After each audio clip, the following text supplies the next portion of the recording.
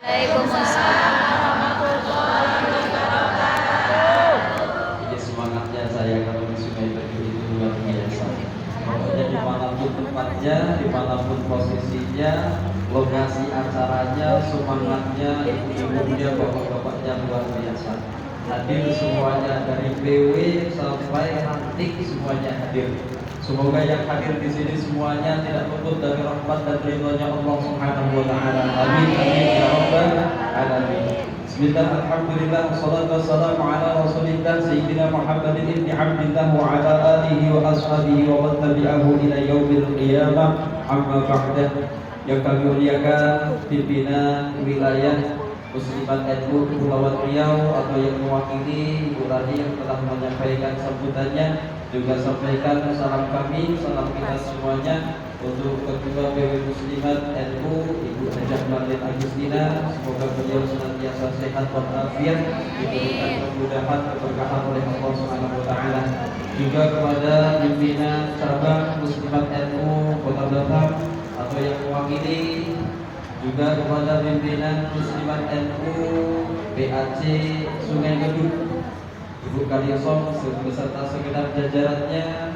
Juga tidak lupa sahabat kami Ketua Tanfidiyah NU Sungai Bedu Bapak Sekat Manto, sahabat dulu pondok Jawa. Oke Pak Sekat, ya walaupun saya lebih muda tapi saya pegang panjang Pak. Pasukan seluruh sambutan tidak berkenan beliau, katanya nanti dibacakan sambutan. Juga dari pejabat pemerintahan, dari KUA, juga Bapak Lurah Muka Kuning, semuanya sahabat kami dari Gerakan Pemuda Ansor, baik Gerakan Pemuda Ansor, BAC Sungai Bedu maupun Ranti Muka Kuning, semuanya ibunda-ibunda sekalian, pimpinan Muslimat atau pimpinan anak cabang dari semua yang hadir pada siang hari ini beserta ibu-ibu pimpinan ranting, baik Muslimat, Fatayat, BAC, Muslimat, Fatayat semuanya. Kalau saya sebutkan satu-satu nggak jadi ceramah, waktunya sudah tinggal 30 menit lagi. Pokoknya semuanya yang hadir di sini semoga diberikan keberkahan, kebahagiaan di dunia wal akhirah. Amin Allahumma amin. Ibu-ibu sekalian dirahmati oleh Allah, kita baru saja diperintahkan oleh Allah puasa 1 bulan penuh. Setelah puasa kita ketemu dengan yang namanya Idul Fitri. Bu, Idul Fitri kita diperintahkan lagi oleh Allah untuk gak puasa. Allah itu senangnya perintah terus ya Bu. Kenapa sih kok Allah suka perintah-perintah? Karena Allah sayang kepada kita. Allah sayang kepada kita. Ibu kalau sayang kepada anak, guru sayang kepada murid, kiai sayang kepada santri, pasti yang disayang itu yang suka diperintah, yang suka disuruh-suruh. Ibu sayang sama suami, ibu suka nyuruh suami, durhaka sama suami. Lalu sama suami minta tolong. Suami ibu dikit-dikit minta apa sama ibu, berarti suami ibu sayang sekali sama ibu. Jadi jangan pernah berkeluh kesah ketika punya suami yang manja. Berarti suami itu sayang sama ibu. Gak percaya kalau pas marah-marahan sama suami, ibu bikinin kopi disentuh gak sama suami? Padahal gak bisa bikin kopi sendiri, tapi gengsi kalau mau minum kopinya. Kenapa ibu disuruh-suruh? Kita diperintah-perintah oleh Allah karena kita disayang oleh Allah Subhanahu wa ta'ala. Ma aujaballahu li'abdin illa ma aujabalahul jannah. Allah tidak pernah memerintahkan mewajibkan sesuatu kepada hambanya kecuali semata-mata Allah kepingin memasukkan hambanya atau mewajibkan hambanya masuk ke dalam surga. Amin Allahumma amin. Setelah puasa sebulan penuh kita diperintahkan oleh Allah untuk silaturahim. Kita diperintahkan oleh Allah untuk memaafkan atau halal bihalal. Tujuannya apa Bu? Biar kita jadi orang baik. Biar kita jadi orang baik. Kalau jadi orang baik kita dimasukkan ke surganya Allah. Amin Allahumma amin. Karena surga itu tempat yang baik, hanya ditempati oleh orang-orang yang baik. Kalau orang gak baik masuk surga, apakah boleh? Tidak boleh. Boleh. Tapi yang gak baik, orang gak baik kok dimasukkan ke surga. Benar gak Bu? bebas. Dia ahli maksiatkah? Dia biasa bermaksiatkah? Melawan perintah Allah, melanggar larangan-larangan Allah, boleh dia masuk surga. Tapi gak pantas, gak patut. Orang ilok, kata-kata orang Jawa, orang ilok, gak patut. Secara logikanya ibu gampang berpikirnya. Bu, kulkas itu tempat yang baik gak? Baik. Makanya makanan ibu disimpan di kulkas, buah-buahan disimpan di kulkas, minuman disimpan di kulkas. Kira-kira kalau sampah ditaruh di kulkas baik gak? Enggak. Ya terserah ibu mau taruh sampah di kulkas, monggo, nggak apa-apa. Kulkas-kulkasnya ibu. Cuma kalau ketahuan tukang iso, ini sekretaris muslimat mulai kapan ya? Kok sampah ditaruh di kulkas? Sampah ada tempatnya sendiri di tong sampah. Makanya orang mukmin yang soleh, yang baik ditempatkan oleh Allah di surganya Allah Subhanahu wa Ta'ala. Yang jelek-jelek, yang banyak dosanya, Bu, kalau mau dimasukkan ke surga dicuci dulu. Tapi mencuci dosa gak seperti di dunia. Ibu kalau mau mencuci dosa di dunia dengan air wudu, dibersihkan dengan air wudu. Tapi kalau di akhirat kelewat di dunia nggak pernah mau wudu, dibersihkannya kebalikannya dengan api neraka. Makanya Allah ciptakan neraka karena apa, Bu? Allah sayang sama kita.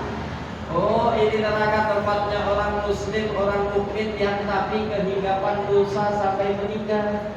Sampai meninggal gak maaf-maafan, sampai meninggal masih ada dosanya, biar gak bikin bau surga. Kalau mau dimasukkan ke surga harus digoreng dulu di neraka. Ibu mau digoreng dulu? Jangan. Yang goreng malaikat dulu. Malaikat itu profesional, kalau goreng gak mungkin ibu lewat gosong.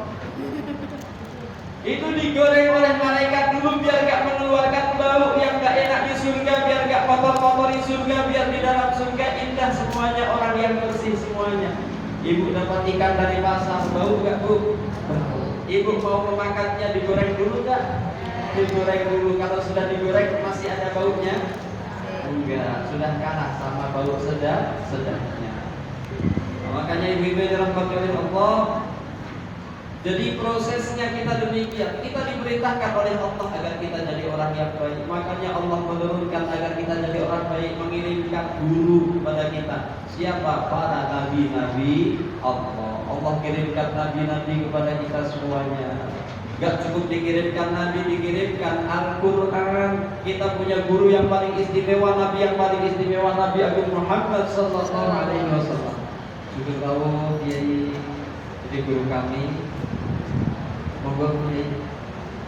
Jadi saya makin keringatnya makin banyak gitu kan. Kiai kami hadir, dari PW hadir, ya Allah, saya berdiri sendiri terus sendiri.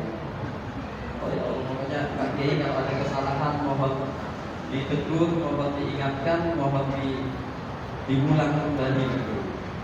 Bu, lanjut. Kembali pada pembahasan tadi sampai mana tadi ya, Bu? Digoreng di neraka. Allah menciptakan Rasul yang paling istimewa, guru yang paling istimewa, uswatun hasanah bagi kita semuanya. Siapa? Baginda Nabi Agung Muhammad Sallallahu Alaihi Wasallam. Untuk contoh bagi kita semuanya. Gak cuma itu, Bu. Allah menciptakan manusia disebutkan fi ahsani taqwim. Bu, takwim itu apa, Bu? Takwim itu harga. Manusia Allah ciptakan dengan setinggi-tingginya nilai, setinggi-tingginya harga. Beda dengan makhluk yang lainnya. Maka dalam diri manusia Allah berikan hati. Hati ini hakikinya hati, sifat aslinya hati. Itu senangnya yang baik. Pokoknya apapun yang kita lakukan, kalau itu tidak baik, pasti hati kita bertolak belakang. Walaupun gak ada yang lihat, pokoknya gak nyaman. Hati itu kayak lidah. Bu, punya lidah? Mana lidah itu? Gak usah bunyi. Punya lidah ya, Bu? Lidah itu seperti hati. Lidah itu spesial menerima yang baik. Kalau yang nggak baik pasti ekspresinya lidah lain-lain. Ibu makan yang enak masuk ke dalam lidah, enak mantap, pasti diulang lagi, pasti kepingin masuk lagi. Tapi kalau terlalu pedas, terlalu asin atau pahit, nggak enak, pasti lidah kita nolak. Itu juga hati kita demikian. Hati itu sebenarnya hakikinya kepingin yang baik-baik, suka yang baik-baik saja. Maka kalau ada hati sukanya dengan sesuatu yang tidak baik, itu berarti hati yang rusak.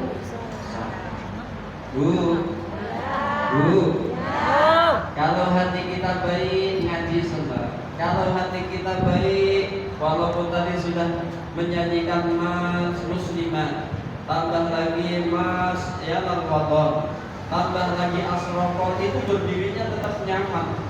Gak manyun wajahnya, makin lama makin manyun, cantik, lipstiknya merah tapi manyun, berdiri lama hatinya lagi kurang. Tapi hati yang kurang baik itu insya Allah bisa dibersihkan. Hati yang kurang baik bisa didandani, bisa diservis, bisa diobati. Obatnya bagaimana Bu? Dengan cara kita kumpul majelis taklim seperti ini. Amin Allahumma amin. Silaturahim bareng-bareng. Kalau kita pernah beda pendapat, selisih paham, hukum ini halal bihalal. Karena apa? Maknanya Syawal. Ada yang memberikan makna Syawal dia ibtidaul khair. Syawal itu permulaan dari kebaikan. Ibu kalau kepingin memulai sesuatu yang baik, dimulailah dari bulan Syawal. Ingin memperbaiki hubungan kita dengan saudara kita, perbaikilah mulai dari bulan Syawal. Makanya silaturahim dijaga. Ibu, yang saya tanya yang selain pimpinan muslimat PAC dulu, Ibu silaturahim ke ketua PAC enggak? Yang jawab dia cuma 2, 3, 4. Bukan kamu, Bu ketuanya bukan kampung. Enggak ada. Oleh-olehnya sudah dibagi. Oh, mau dibagi hari ini ya, Bu? Alhamdulillah. Berarti THR-nya juga mungkin dirompor hari ini. Ibu, kata Rasulullah sallallahu alaihi wasallam, min ijlalillahi ikrami di syaibatil muslim. Kalau kita silaturahim, ada tata caranya yang kita ambil terlebih dahulu. Kata Rasulullah sallallahu alaihi wasallam, sebagian dari memuliakan Allah, mengagungkan Allah, ikrami di syaibatil muslim, memuliakan siapa di antara kita yang paling tua. Bu, jangan sampai kita bisa silaturahim jauh ke sana kemari, kita punya orang tua nggak pernah kita silaturahimi. Hari raya Idul Fitri kita sampai sana sini, tapi ketua PAC kita nggak kita datangi kalau memang ada di rumah. Suriahnya nggak didatangi, tanfidiahnya nggak didatangi. Kalau Pak tanfidiahnya kayaknya masih muda, masih ke sana sini. Tapi kalau Pak Suriahnya itu, insya Allah itu sudah di syaibah benar-benar. Buktikan di samping pecinya itu sudah putih-putih, itu bukan semir, asli, original itu. Karismatik beliau demikian. Nah ini orang yang muslim yang sudah berubah. Ini perintahnya Rasulullah, kalau kita mau agungkanlah, muliakanlah orang yang berubah terlebih dahulu. Siapapun itu, jabatannya apapun di lingkungan kita, kita sebagai muslimat, ibu-ibu muslimat harus rajin silaturahim. Terlebih-lebih pada hari raya Idul Fitri, datangi dulu yang lebih tua. Setelah yang lebih tua, yang kedua siapa? Wa ikrami ahli Quran. Muliakan orang-orang ahli Quran. Siapapun ahli Quran, gak harus hafal 30 juz. Kadang dibilang ahli Quran sekarang hafal 30 juz. Padahal enggak, banyak kiai-kiai kita, ustazah-ustazah kita yang enggak hafal 30 juz, tapi akhlaknya seperti Al-Quran, pengamalannya seperti halnya praktek dalam Al-Quran.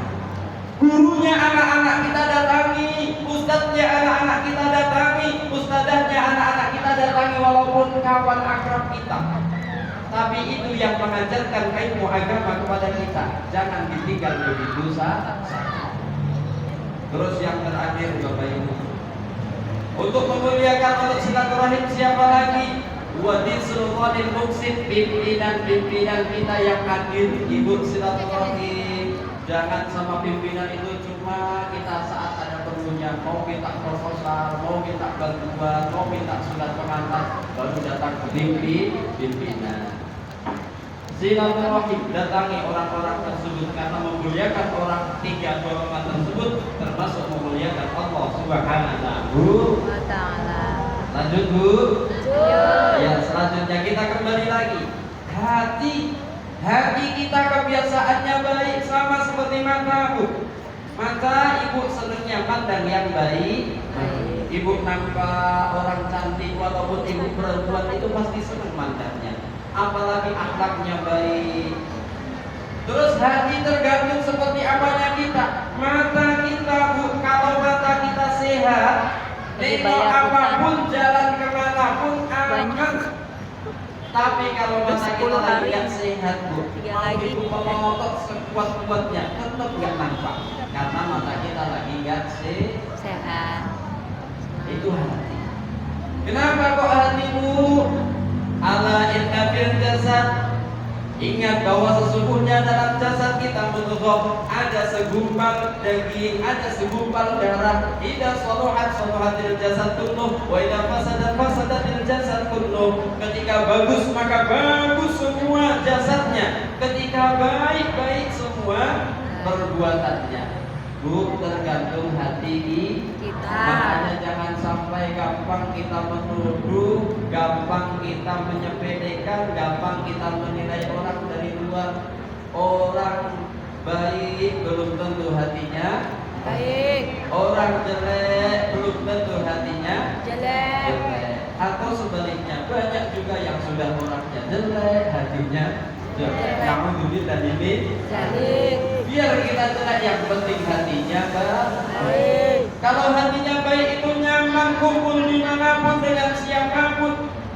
Makanya pesannya Allah, wasari'u ila maghfiratin min rabbikum wa jannatin 'arduha as-samawati wal ardh u'iddat lil muttaqin.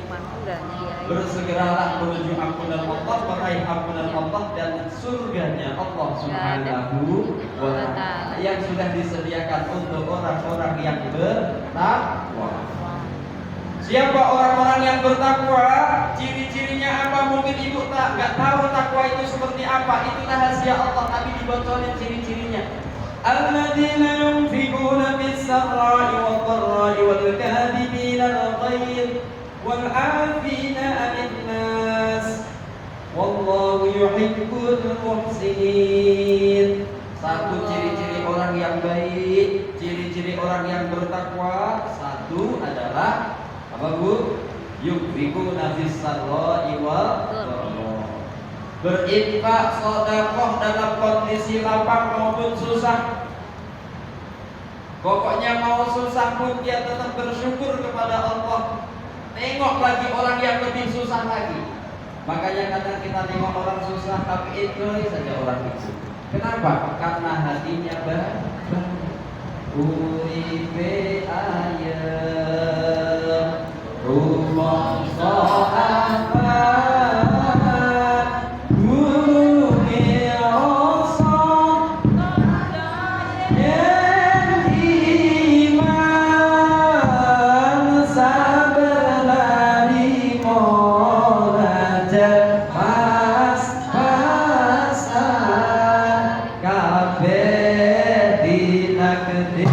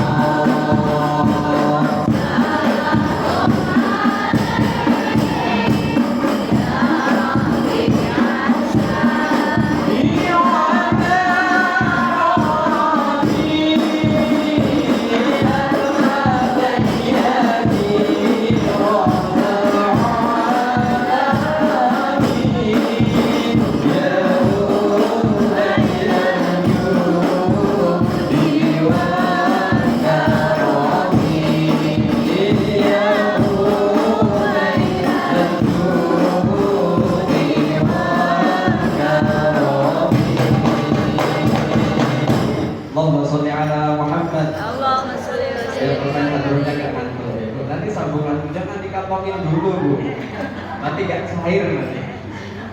Masyaallah hadirin Bapak Ibu dirahmati oleh Allah. Kalau hati kita baik, kita di mana-mana pun kondisi apapun sedekah, walaupun semampunya kita. Nah, kalau Pak Ketua Tanfid, yo saya tengok tadi merah, yo kelasnya Ketua Tanfid.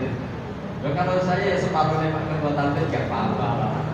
Karena kelasnya beda. Saya ibadatnya puyuh, beliau itu angsa. Kalau puyuh bertelur angsa, sesar berapa kali? Nah kalau angsa kok bertelur puyuh, itu diketawain sama cicak. Angsa, infaknya kok sekian, oh istri sultan. Kalau berangkat ya Allah, cincinnya dipakai semua, gelangnya pakai semua, kalungnya sampai bikin bingluk-bingluk. Kalau jalan ke peroncong keluar semua. Giliran ada infak keluar, pura-pura sibuk lah. Ada yang dompetnya ketinggalan, ada yang gak ada recehan. Boleh Bu minta pembagian itu Bu, boleh nggak apa-apa. Bukan cuma jual beli infak pun minta kembalian juga. Sesuai dengan porsinya kita. Ibu yang suaminya beli bangunan biasa, tapi ibu yakin, saya yakin satu rezeki dijamin sama Allah, tapi dia tetap bingung. Pulang dari sini uang satu lembarnya, nanti kalau ada ban bocor di pinggir jalan, ada minyak habis, ada kendala di pinggir jalan, jadi kita akhirnya bingung sepanjang jalan yang lain sambil menikmati perjalanan. Ini enggak hanya bertasbih, subhanallah, subhanallah, subhanallah, semoga sampai pihak ini juga bocor. Amin, amin.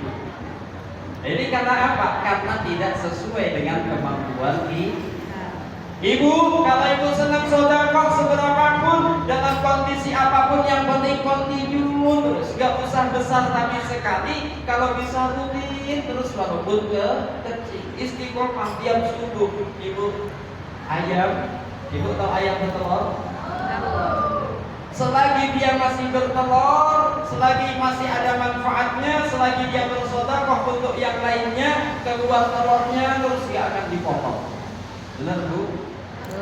Ayam bertelur yang masuk ke pasar, yang dibawa pedagang-pedagang, yang ibu kemarin mau beli ayam kampung, sudah kampungan semuanya, tinggal ayam pramuka. Itu kan ayam bertelur.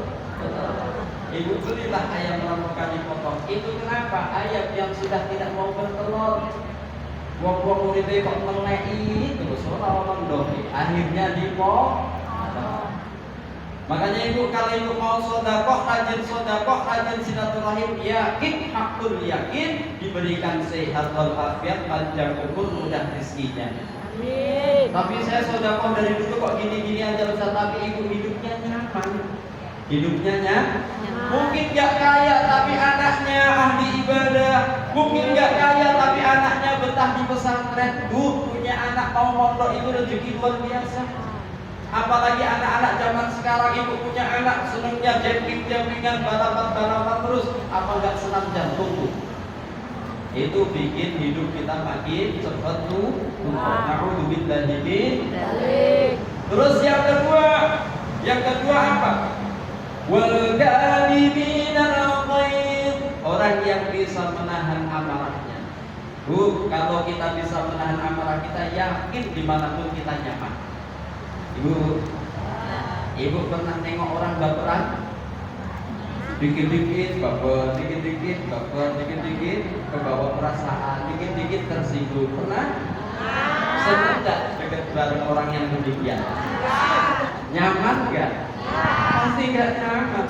Makanya disebutkan oleh Allah, orang-orang yang bertakwa itu jiwanya tenang, gak gampang marah. Gak dikit-dikit demo, dikit-dikit bakar. Kayak kita yang dibakar rokok aja. Katanya kecilnya setan ini, bakar aja kecilnya setan. Gak usah bakar-bakar yang lain. Semuanya bisa dibicarakan dengan baik. Biasa, santai, enjoy hidupnya, nyaman kayak ibu-ibu muslimah. Gak tegang hati, gak harus demikian. Yosro, kadang ada nyanyinya, kadang ada sholawatnya, kadang ada qasidahnya. Bajunya seragam, tapi modelnya bebas. Mau dibikin gamis dari atas sampai ke bawah boleh, mau dibikin baju kurung juga boleh, mau dibikin jas juga boleh. Yang penting batiknya sama. Kerudungnya mau diikat-ikat leher juga nggak apa-apa. Yang penting kerudungnya sama. Ini enaknya, fleksibelnya NU, fleksibelnya muslimat, fatayat, ansor, bansor, semuanya demikian. Nyaman. Kenapa? Al-kadhibina al-ghaidha, bisa menjaga amarah. Bu, Amin secantik apapun ibu-ibu, hidupnya semacam apapun, orang kalau sudah marah, udah hilang cahaya wajahnya, pasti kemerah-merahan. Yang ada wajahnya penuh dengan syaitan. Maka kalau ibu kepingin tetap anggun, kepingin jadi ahli surga, tahan amarah sampai hilang masa. Makanya puasa mengajarkan kita menahan amarah sampai, bukan cuma sampai maghrib terus gak dilanjutkan. Bukan setelah buka puasa, ayo kalau mau debat lagi, aku sudah makan buka, sudah buka puasa, enggak demikian. Terus yang terakhir, wal afina 'anil nas, memaafkan kepada orang lain. Bu, kita halal bihalal bukan cuma memaafkan, tapi kita juga butuh minta maaf. Ampunan dari Allah, surganya Allah tidak akan diberikan kepada seseorang yang tidak mau minta maaf atau dia tidak mau memberikan maaf. Walaupun kita puasa khusyuk, walaupun Ramadan khatam Al-Quran 2 kali 30 juz, 3 kali 30 juz, gak ngaruh kalau kita gak suka memaafkan orang lain atau gak senang minta maaf sama orang lain. Maka intinya banyak-banyak kita minta maaf, banyak-banyak kita memaafkan orang lain walaupun orangnya belum minta maaf sama kita. Bu, kita itu untuk jadi orang baik itu butuh orang yang butuh orang yang jelek. Kalau nggak ada orang yang buruk sama kita nggak nampak jadi orang baik. Makanya kiai-kiai kita, kiai-kiai NU, pondok pesantrennya nggak pernah nolak santri. Semua pondok pesantren NU nggak pernah nolak santri. Beda dengan pesantren-pesantren modern, diseleksi dulu, lulus gak, tesnya lulus gak, kalau lulus diterima, kalau gak lulus gak boleh masuk situ. Itu bukan kiai sakti, bukan ustaz sakti yang demikian. Ibu bisa jadi guru yang pintar, ustazah yang pintar, yang sakti. Kenapa? Bisa mencerdaskan, bisa mendidik, bisa membimbing anak-anak yang kurang pintar, anak-anak yang kurang baik. Bu, pernah main-main ke dokter? Jangan diulangi lagi ya. Sehat terus ya Bu. Amin. Kira-kira dokter Bu, kalau ibu datang marah-marah nggak? Enggak. Mana ada dokter kalau ibu datang marah-marah, sehatnya nggak pernah kesini, giliran sakit kesini. Selama sehat kemana aja? Pernah gitu Bu? Enggak. Enggak pernah. Dokter itu orang sakit diterima Bu, yang sakit mana Bu? Di sini dok. Di mana Bu? Di sini. Gimana sakitnya? Sedang pikuk dok, karena suami saya semakin lama semakin muda. Keluar pakai minyak wangi terus dok. Ya Allah, di HP-nya banyak simpanan nomor yang tidak jelas dok. Ini kenapa? Ini dokter itu menerima semua pasien yang sakit. Bahkan dokter bikin gedung besar-besar, mewah-mewah, megah-megah, spesial untuk orang sakit. Makanya orang sehat nggak boleh tidur di ranjangnya, walaupun ranjangnya empuk. Ibu kalau jaga orang sakit tidurnya di bawah, lesehan, bentang tikar sendiri, betul Bu? Betul. Karena itu rumah sakit. Nah ini dokter hebat demikian bisa menyembuhkan orang sakit. Kadang zaman sekarang ada ustadz, ada kiai kedatangan orang-orang yang salah, orang-orang ahli maksiat, orang-orang yang gak baik kok aneh. Berarti itu bukan benar-benar ustadz, bukan benar-benar kiai. Kiai yang beneran siapapun tamunya diterima, kemanapun dakwahnya siap, tanpa bayaran, tanpa apapun, seperti kiai-kiai kita ikhlas. Siap menerima santrinya, paling diseleksi untuk menentukan kelasnya saja, gak pernah nolak santri. Nah, makanya itu ibu kita belajar bareng-bareng melalui silaturahim ini. Siapapun orangnya, siapapun itu, kalau itu muslimat, itu fatayat, itu IPPNU adalah saudara kita. Seperti apapun akhlaknya, ayo kita bareng-bareng perbaiki. Jangan kita tolak, jangan kita kucilkan, jangan kita jauhi. Bagaimana kita bisa memperbaikinya? Bagaimana kita bisa mengarahkannya kalau kita tidak dekati dengan baik? Nah, itu ibu-ibu dirahmati oleh Allah, mari kita saling memaafkan satu sama yang lain. Berarti dengan hadirnya kita bersama-sama di majelis ini, di masjid ini pada sore hari ini, berarti kita ikhlas memaafkan dan senantiasa memberikan maaf atau kita siap memohon maaf. Itu saja ibu dan ibu sekalian, ibu nyai sekalian, para kiai, orang tua kami sekalian yang kami muliakan. Mohon maaf atas segala kesalahan dan kehilafannya. Mari kita beristighfar bersama-sama sebelum kita tutup majelis ini. Astaghfirullah Rabbal baraya. Astaghfirullah minal khataya. Rabbi zidni ilman, zidni ilman nafi'an wa rafiqna amalan salihan, amalan maqbulan. Astaghfirullah Rabbal baraya.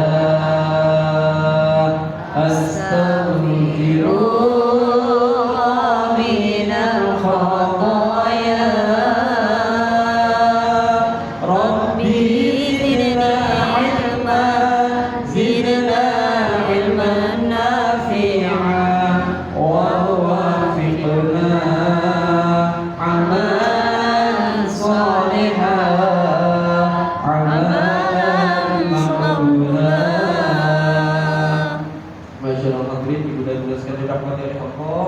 Mohon maaf atas segala kesalahan dan kehilafannya. Kalau ada yang tersinggung, kalau ada yang tersakiti, mohon maaf yang sebesar-besarnya. Semoga kita dipertemukan kembali di majelis-majelis yang lainnya penuh kebahagiaan. Dan semoga Allah kumpulkan kita bersama-sama kelak di surganya Allah penuh dengan kenikmatan. Amin. Ihdinas siratal mustaqim wal afu minkum. Wassalamualaikum warahmatullahi wabarakatuh. Waalaikumsalam